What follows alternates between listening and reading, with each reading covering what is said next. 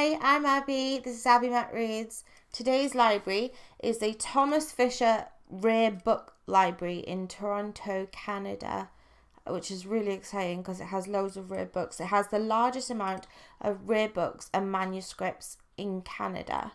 It was founded in 1955, but it was opened in its new home in 1973.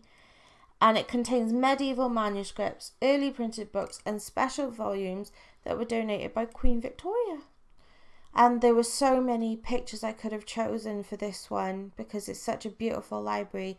I think you should just all Google it and like library porn. It's brilliant. Okay, this is my very late April wrap up. I haven't done a video in about 4 weeks and I'm pretty nervous. So let's see how I do.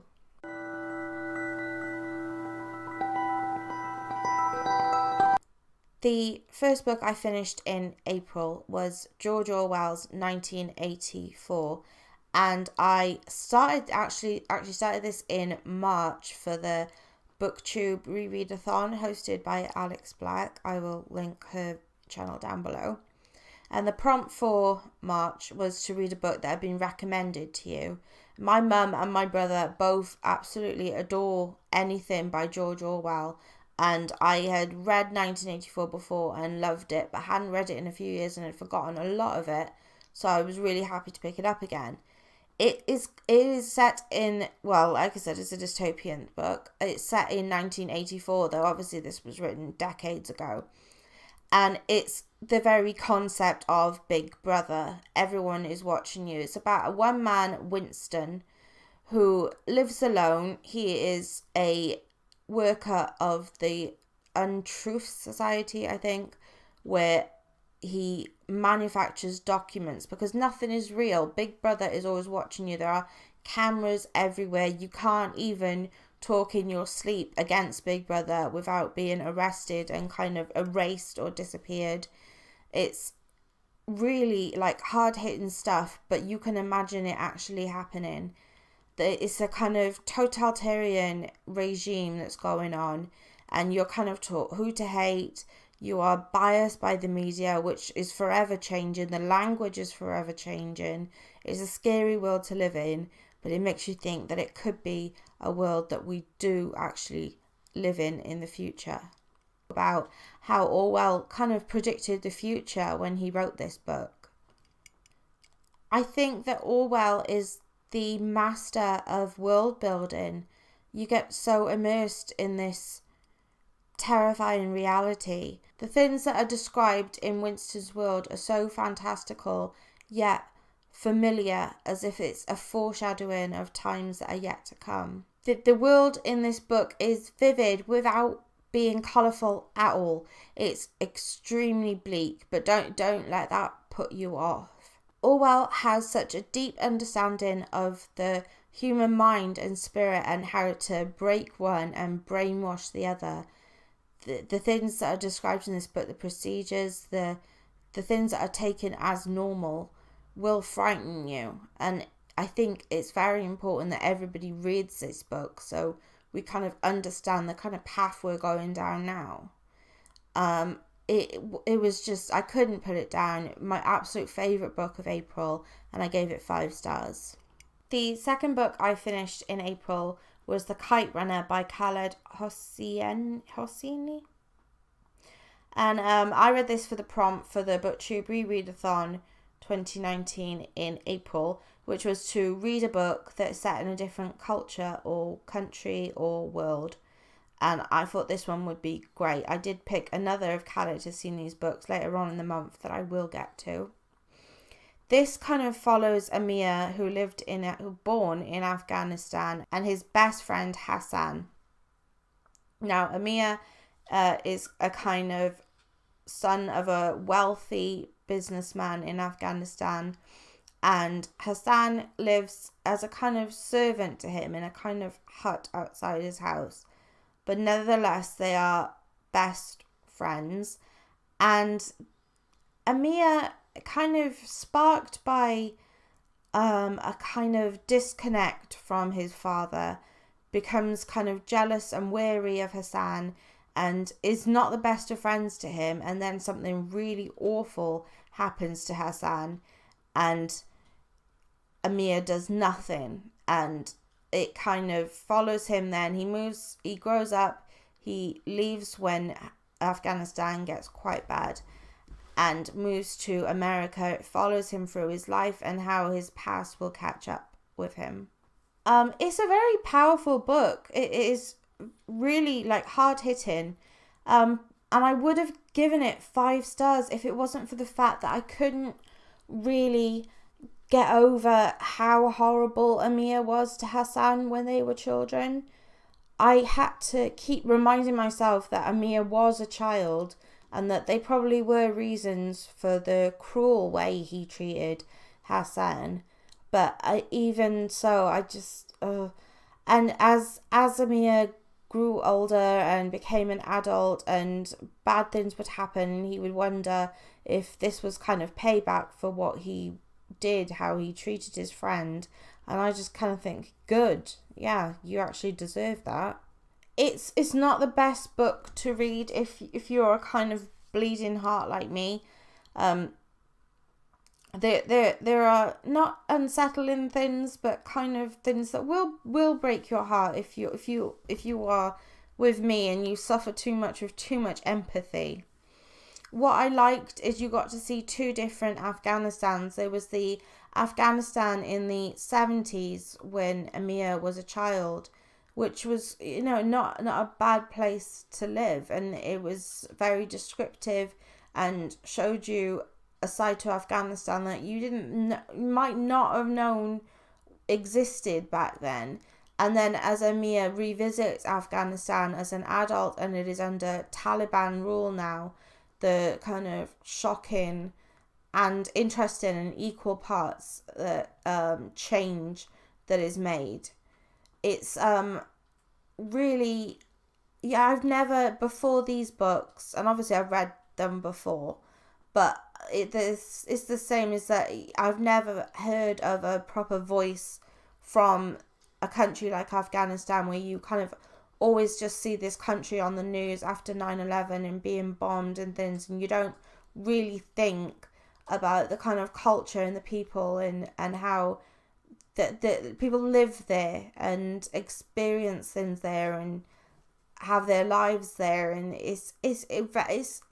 you become absorbed in this world.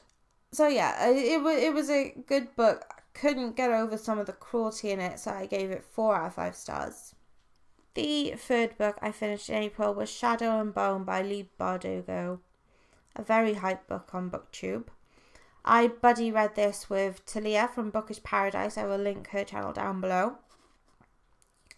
And you probably, most of you who are watching probably know what this is about, but for you who don't, this is kind of set in the Grisha universe, and it features Alina, who grew up with her best friend Mal in an orphanage. They kind of went into this kind of army together, where Alina suddenly, by mistake, realizes that she is quite magical and is kind of immediately swept up and put in this kind of Grisha Academy is how I can only describe it. The Grisha being the kind of magical people in this world, and she's underneath working kind of for the Darkling, who is a brilliant character, and tries to learn how to kind of handle her magic and use it for good. But obviously things don't run that simply. My problem with this book is that it was so incredibly hyped that I was expecting something amazing, and I ended up with something I couldn't quite connect with. I loved the magic system in this book. It was very organised, very political. I think it must have taken a good degree of hard work to come up with and devise this magic system. And the Grisha world does feel plausible. What I found annoying was the kind of immediate escalation at the beginning of the book, kind of followed by periods of inactivity where the pace kept going but nothing really happened, and that pattern I felt kind of repeated itself throughout the entire book. The characters were cool and I liked them, but I had to keep guessing as to what a lot of their motives were, which I didn't like doing. Genya, I hope that's how you pronounce it, and the Darkling were characters that really stood out, and I loved reading about them.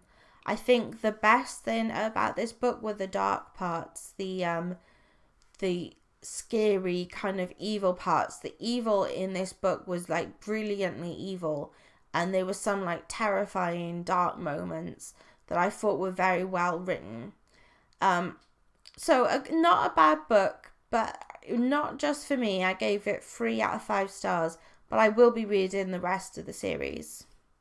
The 4th book I finished in April was my least favourite of the month, and this is The Rose and Dagger by ReReadathon.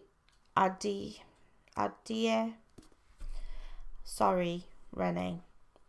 Anyway, I buddy read this with Alex Black. I've already said I'll link her thing down below. It's the sequel to It's the sequel to Wrath and the Dawn, and I just had to pause for a minute and find out what it was the sequel to because I completely forgotten. And which was a retelling of Arabian Nights, and which, if you don't know, is about what the Wrath and the Dawn was about a King Khaled, who would marry women to be their queen and then kill them in the morning. And Shazi kind of turns up and tells him stories, and he's so into the stories that he keeps her alive, and then they fall in love. But she's already got a kind of sweetheart on the outside, Tariq. Now this kind of follows on from there, and I would tell you, I wouldn't spoil it for you, but I can't really explain the plot to this because I've read it and I still have no idea. This book just seems to have no structure or sense to it. I mean, the first one had a strong plot and was imaginative, and this one is imaginative, but maybe too imaginative, kind of too all over the place.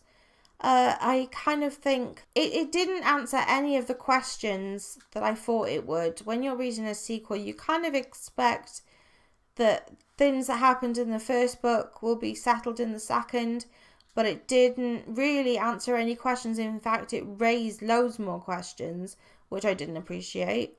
I like twists and turns in a book, but I like them to actually benefit the story. I think in this book, all these twists and turns were kind of put there to make it seem more interesting, and it didn't work. All it did was confuse me. I didn't really like the main characters. I thought the best characters were the side characters, and they weren't nearly given enough focus. I thought maybe the book could have been saved if they'd focused more on the more interesting side characters. The writing style had promise, but I did not appreciate the kind of non-structure and the confusion and the plot holes, of which there were many. I gave it 2 out of 5 stars. The final book that I finished in April was And the Mountains Echoed by Khaled Hosseini. This was another, obviously, reread for the BookTubeathon for Another Culture, and it was really good. It starts off with a young boy and girl, brother and sister, Abdullah and his sister Parry, and his family are on hard times, and his father actually sells Parry, his little sister, to a kind of wealthy Westerner in Afghanistan, and they're separated forever. But this carries on as kind of different stories told from the same kind of incident over a few generations, and it's really interesting. This was an amazing and beautiful book, but I don't have much to say about it. It wasn't bad. I just can't think of many things I can tell you that will make sense unless you actually just read this book. It branches out into all these different avenues, all these different kind of short stories as it reads, that are expanding on the original premise. The stories that are told are like really intense. They draw you in. The writing style is atmospheric, which in my opinion is the best kind of writing style. It's why I love Daphne du Maurier. And I thought it was very clever as well, the way that at the end of the book, all the stories kind of came full circle and focused back onto the original premise. I gave this book 5 out of 5 stars, and I highly recommend it. Okay, well, that's it from me. Thank you for watching. You can find me on Twitter at AbbieMacReads. I have a Facebook page, facebook.com/AbbieMacReads. If you have enjoyed this, which I hope you have, and you wish to make me happy, which I hope you do, please press the like button. And if you are new here, please subscribe to me.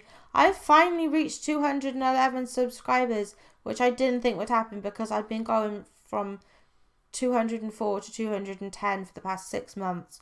So to get 211 seems like a random, odd, small number, but it's really good for me, and I would really like to get some more, please. So thank you. Bye.